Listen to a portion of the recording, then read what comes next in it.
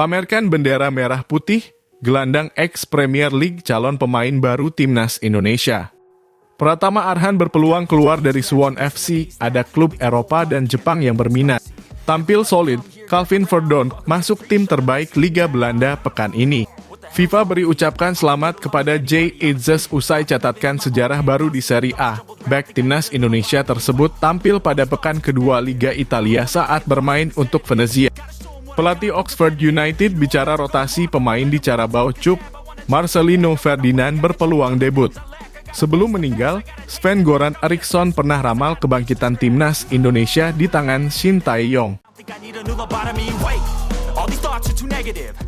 Halo football lovers, salam sehat sejahtera. Jangan lupa untuk subscribe channel kami ya dan juga nyalakan notifikasinya agar dapat berita terbaru seputar Timnas Indonesia. Terima kasih.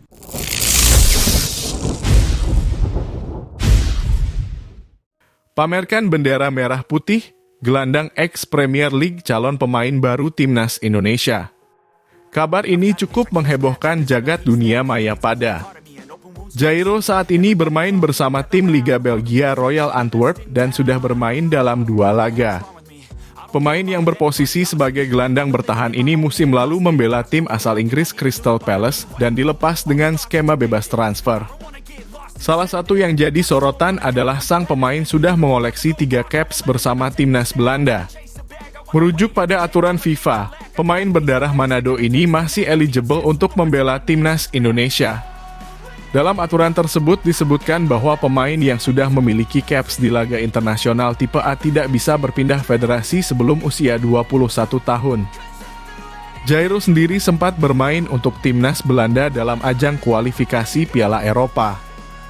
Laga tipe A yang dimaksud adalah Piala Eropa, Piala Asia, Piala Dunia, dan sebagainya. Tentunya, ini membuat status sang pemain masih bisa bergabung dengan skuad Garuda. Pemain berusia 27 tahun ini juga membela The Orange saat berumur 18 tahun. Sementara itu, anggota ex-co PSSI Arya Sinulinga sudah memberikan sinyal adanya pemain keturunan baru yang sedang diproses. Berkas pemain tersebut sudah masuk dan disiapkan dengan baik oleh PSSI. Namun, dia tidak memberikan bocoran pemain yang dimaksud. Apakah ada dalam proses ini? Ada. Tapi seperti biasa kami tidak akan beritahu, proses dokumen sudah kita siapkan, kata Arya Sinulinga dari kanal YouTube pribadinya. Sang pemain nantinya akan datang ke Indonesia pada FIFA Matchday September. Hal ini karena klub-klub luar negeri sedang memasuki jeda dan pemain tersebut harus mengurus beberapa berkas di Indonesia. Tentunya, proses ini akan berpacu dengan waktu karena masa jabatan DPR periode ini akan berakhir pada 30 September. Semua berkas harus sudah beres sebelum deadline tersebut agar pemain keturunan bisa segera tersedia untuk Indonesia. Masalahnya, mereka harus ke Indonesia dahulu.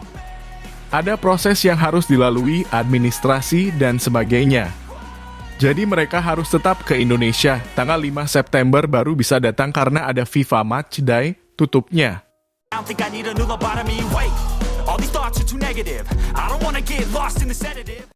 Pratama Arhan berpeluang keluar dari Suwon FC, ada klub Eropa dan Jepang yang berminat. Hal itu disampaikan secara langsung oleh mertua Pratama Arhan, Andre Rosiade.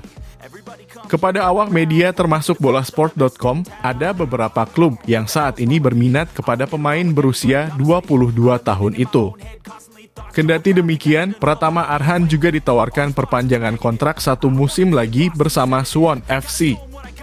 Andre Rosiade menyerahkan semua keputusannya itu kepada Pratama Arhan.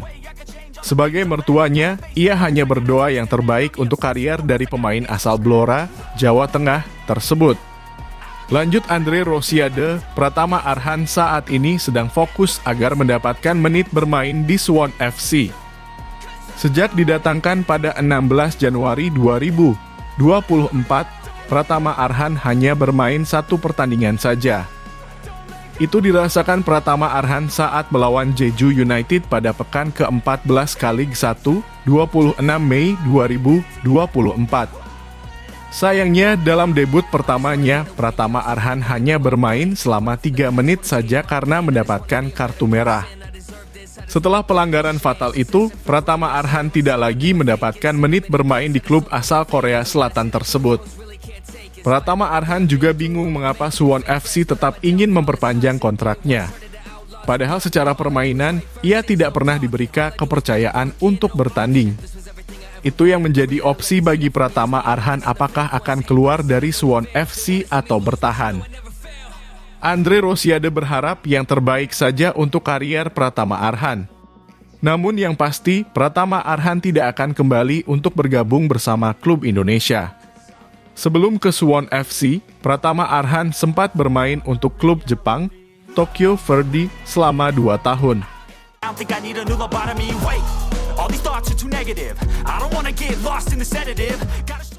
Tampil solid, Calvin Verdonk masuk tim terbaik Liga Belanda pekan ini. Penilaian tersebut dikeluarkan oleh media kondang ESPN. Tim terbaik ESPN pekan ini, tulis akun Twitter ESPN. Bek Timnas Indonesia, Calvin Verdonk, bermain untuk NEC Nijmegen dalam lanjutan Eredivisie, Sabtu malam. Verdonk dipercaya main sebagai starter. Pemain 27 tahun tersebut diturunkan sebagai bek kiri dalam formasi 4-4-2 oleh Rogier Meijer. Dalam laga tersebut, Calvin Verdonk tampil solid. NEC Nijmegen berhasil tidak kebobolan pada laga ini. NEC sendiri butuh waktu lama untuk memastikan kemenangan. Gol kemenangan NEC baru tercipta di menit ke-87. Gol ini juga bermula dari umpan silang Verdonk yang tidak bisa diantisipasi oleh lini pertahanan PEC Zwolle.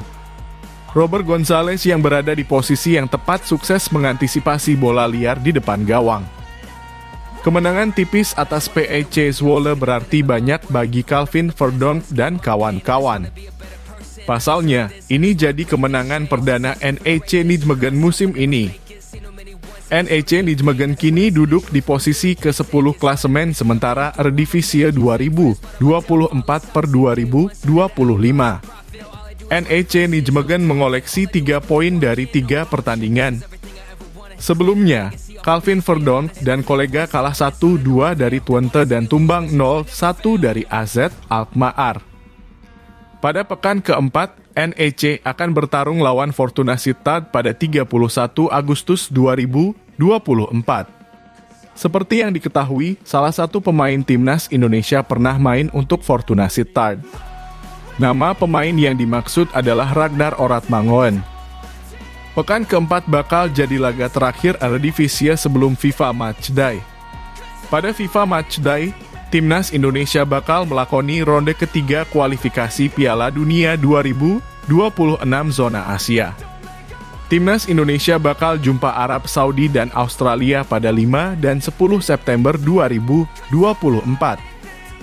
Karena itu, Calvin Verdonk harus tetap jaga kondisi sebelum 2 laga Timnas Indonesia tersebut.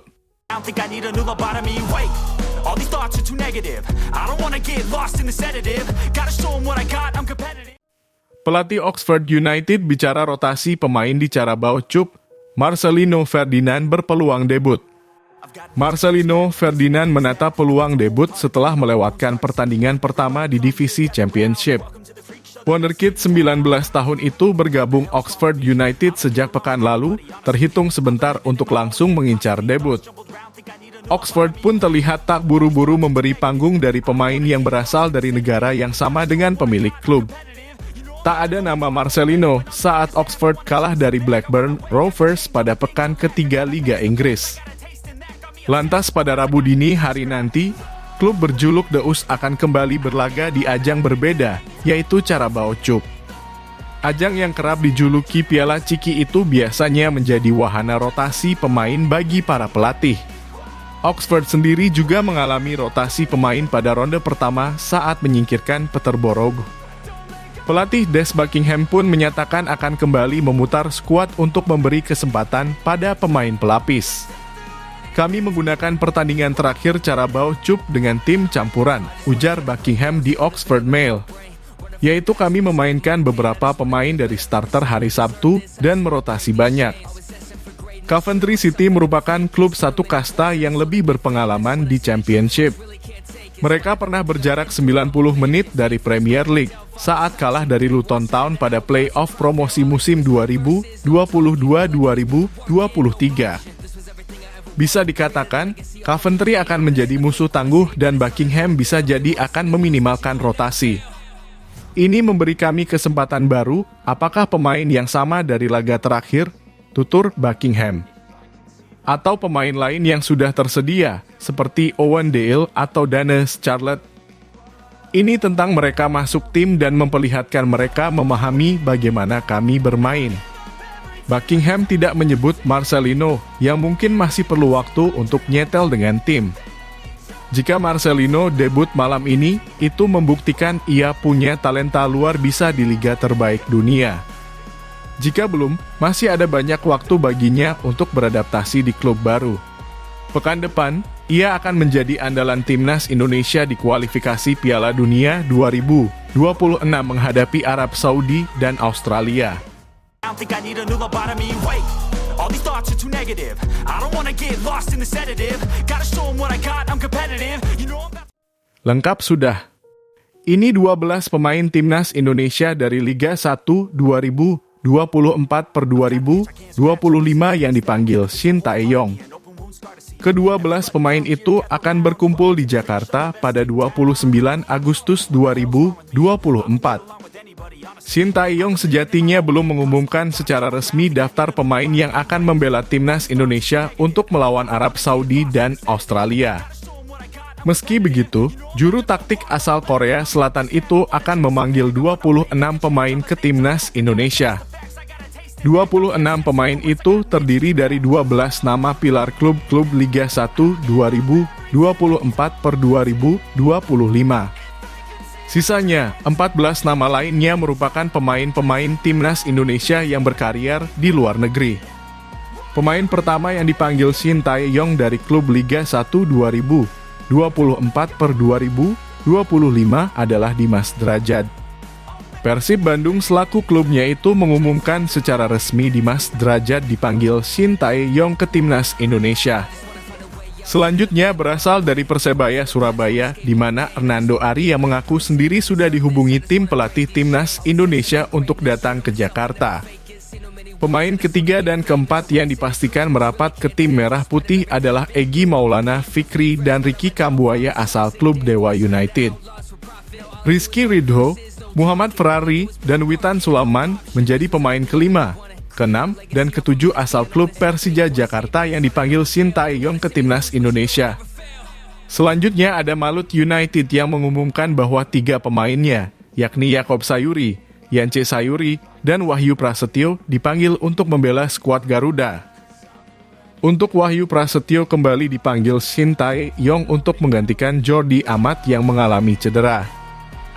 Jordi Amat dipastikan absen membela timnas Indonesia melawan Arab Saudi dan Australia karena harus istirahat selama 4 pekan ke depan. Shin Tae-yong lebih memilih mendatangkan Wahyu Prasetyo ketimbang Elkan Bagot. Elkan Bagot tetap tidak dipanggil Shin Tae-yong meskipun saat ini sedang bersinar di Blacpo FC.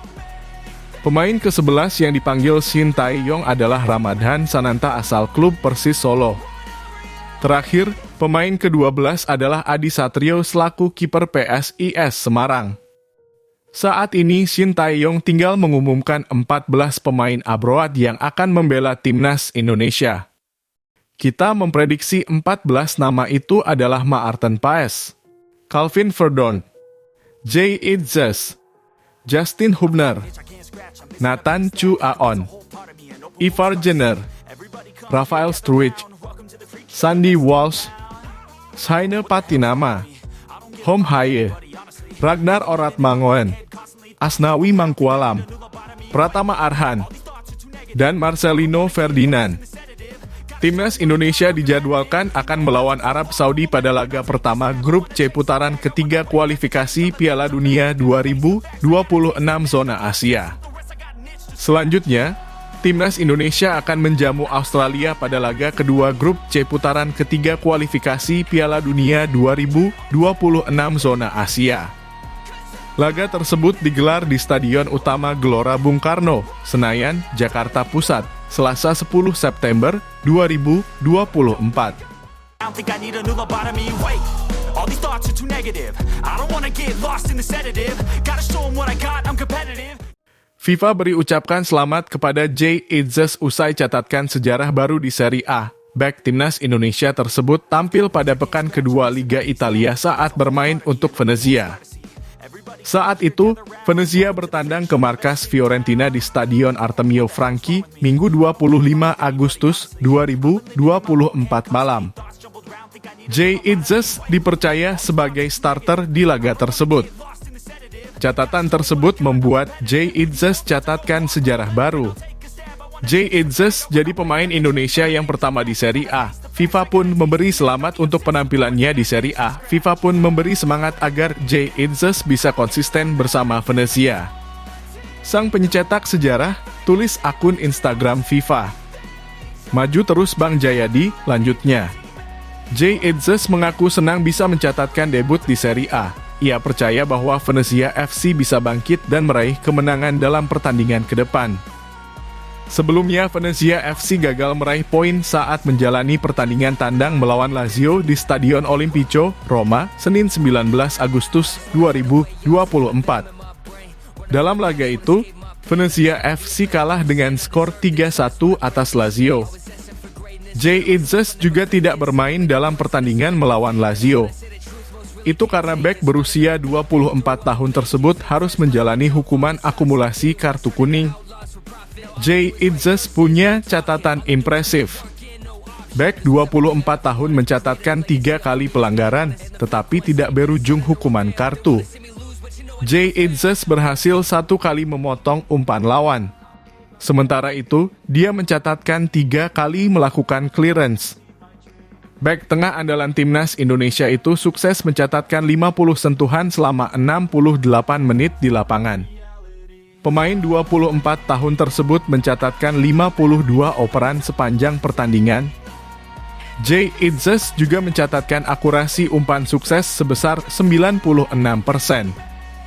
2 dari 4 percobaan operan jauh Jay Itzes terbilang sukses. Salah satu yang cukup mengesankan, Itzes termasuk bek tengah yang bisa membantu serangan Venezia dengan melepaskan 1 tembakan saat menghadapi Fiorentina. Satu-satunya kesempatan Jay Itzes melepaskan terjadi pada menit ke-19. Akan tetapi tembakan kaki kanan Itzes dari tengah kotak penalti masih melayang di atas gawang Fiorentina. I don't think I need a new lobotomy. Wait, all these thoughts are too negative. I don't wanna get lost in the sedative. Mantan striker Jepang bicara peluang timnas Indonesia lawan Samurai Biru di kualifikasi Piala Dunia 2026. Wagner Lopez diketahui menjadi pemain naturalisasi pertama Jepang. Ia merupakan pemain asal Brasil yang dinaturalisasi Jepang pada tahun 1997. Setelah dinaturalisasi, pelatih PSS Sleman saat ini itu pun diketahui tampil dalam 3 laga membela Jepang di Piala Dunia 1998. Naturalisasi Wagner Lopez tak terjadi begitu saja. Ia diketahui telah bermain di negeri Sakura tersebut sejak 1987. Selama 10 tahun berkarier di Liga Jepang, ia pun akhirnya dinaturalisasi. Ia tercatat telah tampil sebanyak 20 kali bersama timnas Jepang dalam periode 1997 sampai 1999. Untuk itu, Wagner Lopez tentu mengetahui bagaimana perkembangan sepak bola Jepang dari dulu hingga saat ini. Jelang pertandingan timnas Indonesia versus Jepang ini, Lopez pun mengungkapkan pendapatnya. Tim berjuluk Samurai Biru itu memang diketahui sebagai salah satu tim terbaik di Asia. Tentu menghadapi Jepang tak akan menjadi laga mudah buat timnas Indonesia. Timnas Indonesia akan menghadapi Jepang terlebih dahulu dalam laga kelima grup C kualifikasi Piala Dunia 2026 zona Asia di Stadion Utama Gelora Bung Karno, Senayan, Jakarta, 14 November 2024. Kemudian laga tandang, tim Merah Putih akan menghadapi Jepang pada 10 Juni 2025. Jelang pertandingan ini, menurut Wagner Lopez tak ada yang tak mungkin dalam sepak bola. Pelatih berusia 55 tahun tersebut mengatakan bahwa bukan tak mungkin timnas Indonesia bisa mempersulit Jepang. Walaupun Lopez mengakui bahwa Jepang memang tim yang kuat. Akan tetapi, timnas Indonesia di bawah pimpinan Shin Tae-yong dinilai semakin kuat. Lopez menilai bahwa pelatih asal Korea Selatan tersebut pasti bakal bisa mempersulit mantan tim nasionalnya. Hal ini karena Shin Tae-yong diketahui telah mengetahui banyak soal Jepang, sehingga bukan tak mungkin Jay Itzes dan kawan-kawan bakal merepotkan Jepang. Untuk itu, ia menilai bahwa pertandingan antara timnas Indonesia versus Jepang bakal menjadi laga yang bagus. Pasalnya, skuad Garuda juga bertekad untuk bisa melangkah jauh di kualifikasi Piala Dunia 2026 zona Asia ini. Oleh karena itu, Lopez percaya Shin Tae-yong bakal mempersiapkan timnya dengan maksimal. Lopez mengatakan tim Merah Putih memang bakal tetap kesulitan mengatasi permainan Jepang. Namun, ia menekankan bahwa di sepak bola tak ada yang tak mungkin. Sekedar informasi, timnas Indonesia akan memulai perjalanan putaran ketiga kualifikasi Piala Dunia 2026 zona Asia pada 5 September 2024. Tim Merah Putih akan memulai perjalanan dengan melawan Arab Saudi di King Abdullah Sport City Stadium, Jeddah, Kamis 5 September 2024. I don't think I need a new lobotomy. Wait, all these thoughts are too negative. I don't wanna get lost in the sedative. Sebelum meninggal, Sven-Goran Eriksson pernah ramal kebangkitan timnas Indonesia di tangan Shin Tae-yong. Kabar duka menyelimuti sepak bola dunia dengan wafatnya pelatih legendaris asal Swedia, Sven-Goran Eriksson. Eriksson meninggal dunia pada Senin 26 Agustus 2024 pagi di Swedia dalam usia 76 tahun. Prestasi terbaiknya antara lain membawa Lazio menjuarai Serie A Italia 1999/20 serta menjadi pelatih asing pertama timnas Inggris. Pada dekade terakhir kariernya, Eriksson berkeliling dunia melatih tim nasional dan klub. Salah satu negara yang pernah ditangani Eriksson yaitu Filipina dalam kurun 2018 hingga 2019. Dalam kurun waktu tersebut, ia berkesempatan menghadapi timnas Indonesia di Piala AFF 2018. Saat itu, tim Garuda sedang dalam kondisi tak stabil setelah ditinggal Luis Milla. Bima Sakti yang menjadi caretaker gagal membawa Indonesia lolos dari fase grup. Indonesia hanya mengantongi 4 poin, 3 berasal dari Timor Leste, dan 1 berasal dari imbang melawan Filipina. Usai perjumpaan di Stadion Utama Gelora Bung Karno, 25 November 2018, Eriksson meramal kebangkitan timnas Indonesia. Melihat permainan Indonesia, saya rasa timnas Indonesia akan memiliki masa depan cerah, kata Eriksson di laman resmi PSSI. Saya tidak tahu pastinya mereka menggunakan pemain usia berapa, tapi saya rasa hampir semuanya pemain muda. Dengan begitu, saya bisa simpulkan seperti tadi, tambahnya. Filipina menjadi tim terakhir yang dibesut Eriksson. Kurang dari setahun sejak Eriksson meninggalkan Filipina, juru selamat sepak bola Indonesia datang. Ucapan Eriksson yang itu sedikit keliru, lantaran Indonesia sempat menukik di tangan Simon Tjemeni pada 2019. Barulah pada Januari 2020, Shin Tae-yong pertama kali menginjakkan kaki di Indonesia dan sejak saat itu memoles wajah Garuda. Shin Tae-yong membawa Indonesia mendaki ranking FIFA hingga menyentuh titik 132 dan kini menembus putaran ketiga kualifikasi Piala Dunia 2026. I don't think I need a new lobotomy. Wait, all these thoughts are too negative. I don't wanna get lost in the sedative.